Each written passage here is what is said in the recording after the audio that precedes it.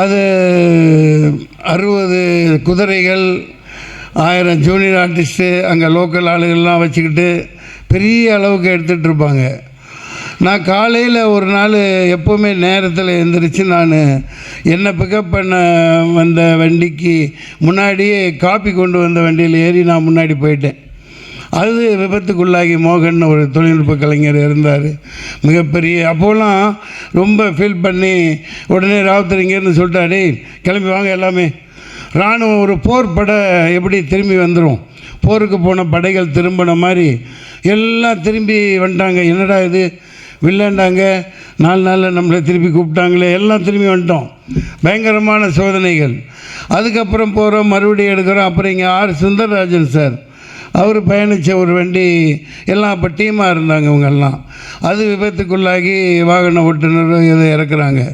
அப்புறம் ஏதோ பண்ணி மிகப்பெரிய போராட்டங்களுக்கு அப்புறம் மறுபடியும் போய் அங்கே எடுத்தாங்க. சாதாரணமாக கஷ்டப்படலை. டைரக்டர் வந்து எப்படின்னா, அவர் பாம்பு மாதிரி தான். எங்கே போவார், எவ்வளோ தூரம் போவார், போய்கிட்டே இருப்பார். 10 கிலோமீட்டர் 5 கிலோமீட்டர் சரி அந்த லொக்கேஷன் பார்க்க நடந்து போய்கிட்டே இருப்பார். அப்படி ஒரு அந்த இதெல்லாம் கண்டுபிடிச்சி அப்புறம் அதெல்லாம் மறக்க முடியாது. நான் ரொம்ப என்ஜாய் பண்ணிகிட்ருப்பேன். அவங்க தானே கஷ்டப்படுறாங்க.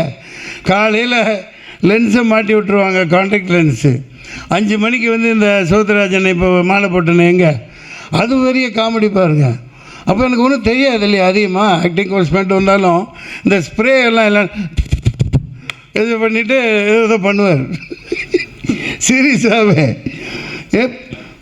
அவர் ஸ்ப்ரேக்கு பதில் அப்படி இது அப்படி தான் பண்ணும் போல். கேப்டனெல்லாம் என்னை பிடிச்சி முடியெல்லாம் வெட்டி விடுவார். பெருசாக வச்சுட்டு சுற்றுறேன்னா நில்லுடா அசிங்கமாக தெரியணுன்னே அப்படின்ட்டு. அப்புறம் பான் கேக்கெல்லாம் போட்டு ஸ்டிக்கெல்லாம் போட்டு அதெல்லாம் எனக்கு கிடைக்க முடியாத, கிடைக்க இயலாத பாக்கியங்கள்.